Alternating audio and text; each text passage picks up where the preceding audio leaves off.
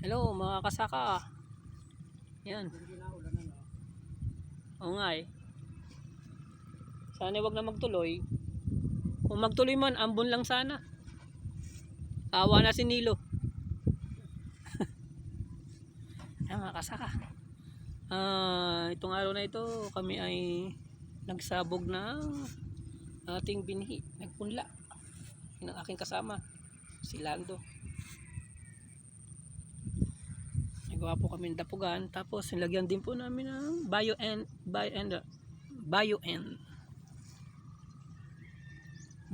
na bigay ng DA. Sinama po namin sa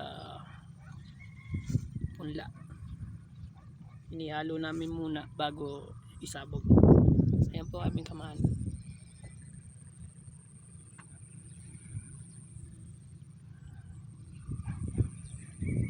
Yan po ay itatanim natin doon